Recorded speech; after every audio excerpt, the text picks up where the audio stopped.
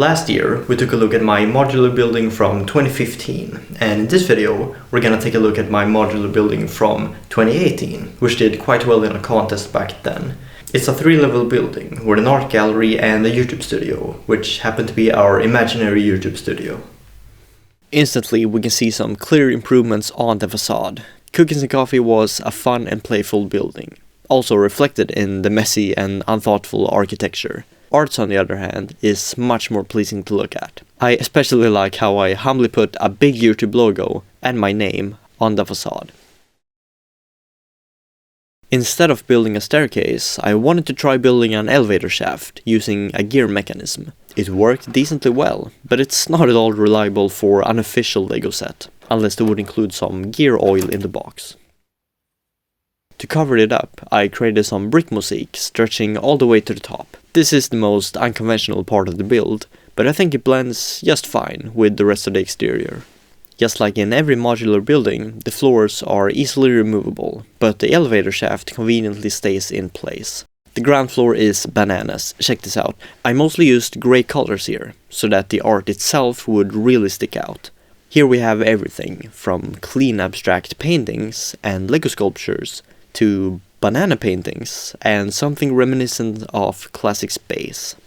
This alphabetic letter stands for Panis Panis, I guess. Okay, so what I'm about to tell now might banana split the audience, but monkeys are behind this art. This is the room where all the action takes place. The wall can be removed, and this grid can be pulled up for easier access.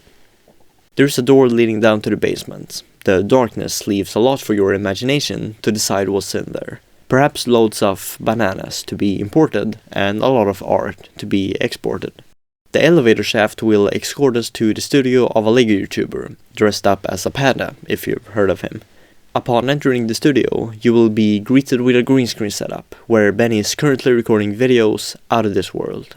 The computer setup is the only part that I've updated from the original model. The old version had a thick monitor, unattractive furnishing, and a questionable cable running between the setup and the audio booth. A studio without a refrigerator is not a complete studio. We also have a piano here. I don't play an instrument, but if I get around to do that, it will easily be the piano.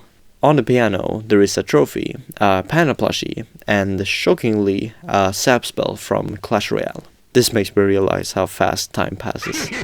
The staircase leads us to the other floor of the studio. Here is a coffee area with this coffee machine. I don't drink coffee, but it's somewhat of an unwritten rule to have coffee available in serious business environments. We got a kitchen with this interestingly designed sink using a brick upside down construction that is interlocked into the wall and used in the bathroom as well. I don't think this is an illegal technique. Other than that, the kitchen and the bathroom are quite straightforward, and I also remember that they were quite boring to build as well. And the same goes for the balcony. There's just nothing here. The living room, on the other hand, was really fun to design. We got this triangle-shaped table and a couch, obviously referencing the YouTube logo. The item at the table is a newly introduced reference to the pinball frame. The couch can fold into a bed, where you can take a nap after long recording sessions. There is a bug where you can't open the door when the couch is folded out, but I guess that kind of locks the door at night. This TV is quite thick, because I insisted on including the bezels. Below the TV are a couple of drawers, another reference to Minecraft, and a messy stack of newspapers. I'm not that messy. The staircase lets us access the rooftop. This skylight lets in quite a lot of light into the apartment. This barbecue grill has a light-up brick built into it, so that you can get your Krabby Patties perfectly grilled. I spontaneously made an old tutorial video on this build, so check that out if you're interested in creating your own.